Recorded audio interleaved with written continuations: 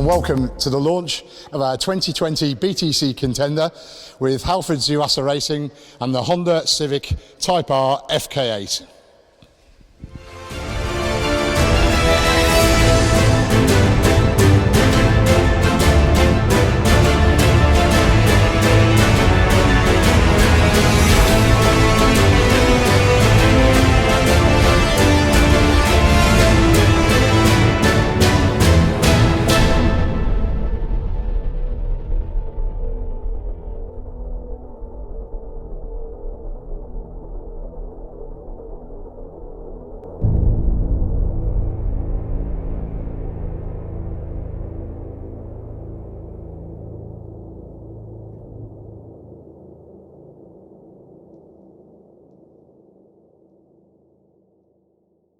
Good afternoon, boys.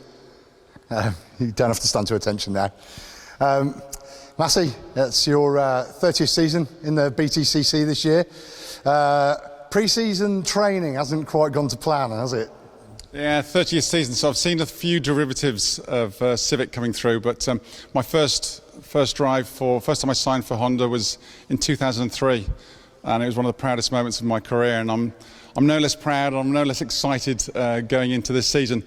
It has been a little bit distracting with mountain bike injuries a couple of months back, but Flash has been doing a great job for me. He stood in alongside Dan. The new car looks strong. You know, we're excited about it. It's the first time we've seen it in its new war paint today, and really excited to get on with the job now. You were tested in the car last week. How did it feel for you personally? Obviously, given your mountain bike injury, and how did the car feel from the last time you drove it? Well, last time I drove the car literally was at the last race at Brands last year, so it was definitely been it. I need some more seat time. The injury is probably hurt a little bit more than I thought it was going to, but you've got to start somewhere. So I was just trying to get as many laps in, trying to keep up with this guy here because he's pretty on form at the moment. And yeah, just get laps under my belt, and we're at Brands, so we've got Silverstone this week, and then we're back off testing back to Donington and Croft as well, I think. Obviously, over the years, we've had a great relationship with Yuasa Battery. Now in their 10th season with us, celebrating their 10th anniversary. What's the favourite car that you've driven over that period? Well, there's a few key people who've been partners, you know, who we've done that journey with. Halfords and Yuasa being two of the key ones, and they're great. They're companies looking forward thinking, and they've grown accordingly. And you know, as with Honda, I'm very proud, you know, to work with them and represent them on the track. The car and I think the new car, I think, will be this one. And hybrid technology on the horizon. You know, I was super excited about the next car rather than the old cars. So, favourite cars, it'll be this one, I think. And Dan, over to you. Sterling effort last season, just missed out on the title. You were on the podium 14 times, I think, in the season, which is phenomenal out of 30 races. What are your thoughts on 2020? Yeah, we had a great season last year. Like you say, 14 podiums, the most of any other driver. 2 wins, and came within about a minute and a half of winning the whole thing. It wasn't to be, but you know, I know going into this season, I think I'm better again. You know, I've still got a lot to learn as a touring car driver, and you know, Matt continues to help me with that. And I know the guy's been working so hard on the car, which I'm sure will be better again. And I think if you know, if we can put those two together, which I'm sure we can, we're going to be right there at the end of this year. Yeah, you certainly seemed to get your mojo second half of the season last year, didn't you? What do you think clicked there? Did you finally sort of find out how front-wheel drive cars work? I don't think it was a speed thing. I think we just as a team and myself, we made a few little mistakes, and little mistakes in touring car racing cost you big. Brands was down to the weather. We got the wrong side of it. No two ways about it.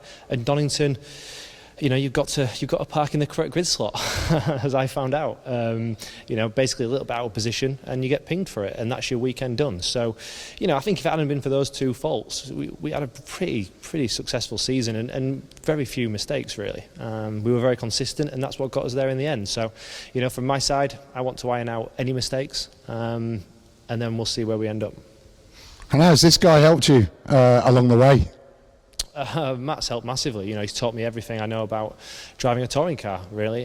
He's very open, doesn't keep anything to himself. You know, he only wants me to succeed, which is unusual in a teammate, actually. And it gives me a lot of confidence that, you know, not only do I have a great car, but I've got a great teammate behind me as well who's going to push us on.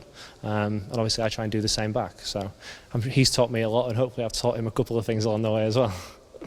When you came in and first saw the car this morning, you had a big smile on your face, and there was one word you said to me that as you sort of came through the door. What do you think to it?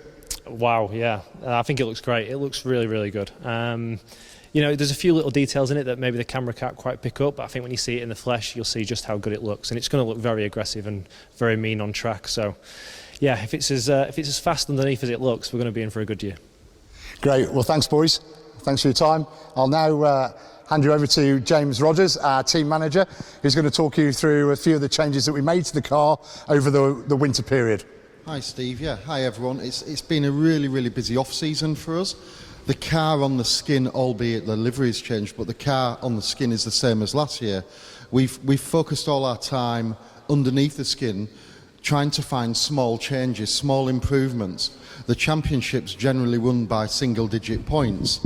And we've just got to find that little bit extra this year to push us on and get us over the line in first place. So we've spent a lot of time with our engine builder, looking at how we can make small improvements to the engine. We've done a lot of work around the front suspension. We've done a bit of work on driver safety as well, because we like the drivers quite a lot. And we've done a lot of work around the rear end of the car as well, and getting the car to do what we want. So, if I'm being truthful, we will struggle to make a massive leap in one area, but we've made small improvements in every area that will make a meaningful change when we get to qualifying at the first round of the season. So yeah, as a team we're really excited for it. You know, we feel we're in good stead really. You know, we're good to go. That's great. Well, boys, can I invite you back in to join us now?